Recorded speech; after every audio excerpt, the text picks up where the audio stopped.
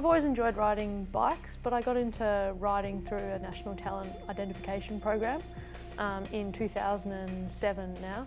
So that was run through the South Australian Institute of Sport. So I went over and tested and they thought I was good enough to get in and that's where it all started. My favourite things about racing is just that it's challenging in every aspect. So it's challenging intellectually because there's so much strategy involved. It's challenging physically, and it's challenging in sort of I guess in a logistic way, in a way that no other sport is. So it really tests all of your capabilities. When I first started racing, I had some really clear goals about what I wanted to do and where I wanted to get, and I really wanted to race overseas and race for Australia, and got to do that, which was fantastic, and got to race the Giro d'Italia, or the women's Giro d'Italia, the Giro Donna, which was a huge dream of mine. I had some really good times overseas when I was racing on the Australian team, but probably, you know, my favourite is in 2008 when I raced Tour of Bright, and it was I hadn't been racing that long, and I won the last stage, which was a race up Hotham in a solo breakaway, which was the first time I'd ever, you know, been in a breakaway, and the first time that I'd really shown myself that I could win a race, I think. And that was really important to me personally, I think, as a cyclist. With the escapees caught, that triggered a flurry of counter-attacks, including a daring move on the dirt by series leader Lisa Jacobs.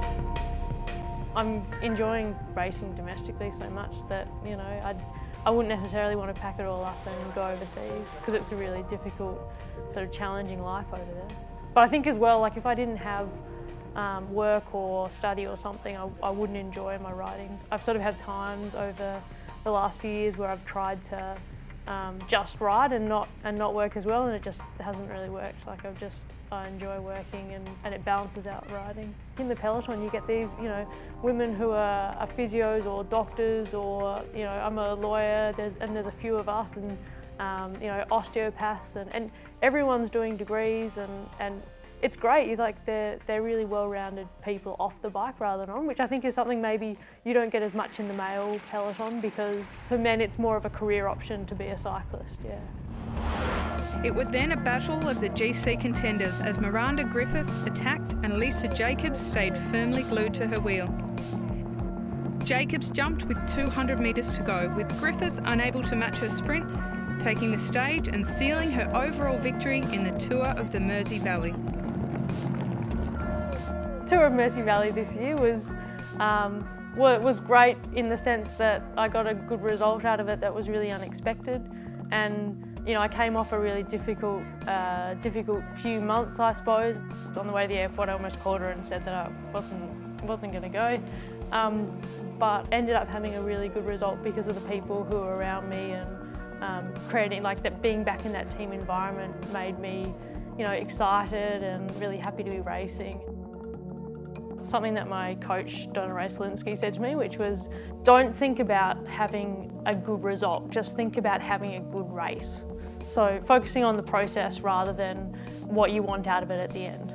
You never forget how to suffer either, so no matter what your form is, you can always kind of remember how to just dig deep. This year I won the National Cyclocross series, which I'm very proud of. It's an honour.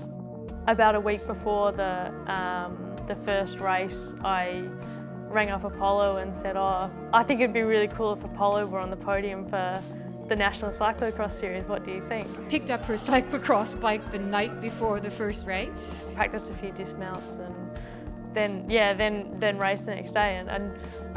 So I've raced this series and it's been really, really fun. Like, it's been the most fun I've had on a bike.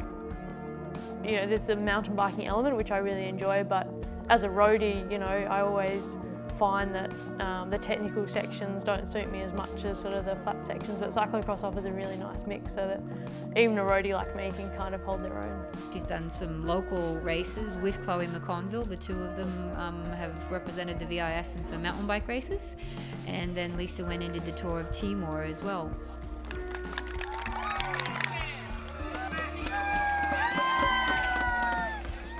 This year, of any year, is when I've discovered that cycling is just a huge part of my life because it's such a great leveler, like any sport. It doesn't matter what you do in any other part of your life.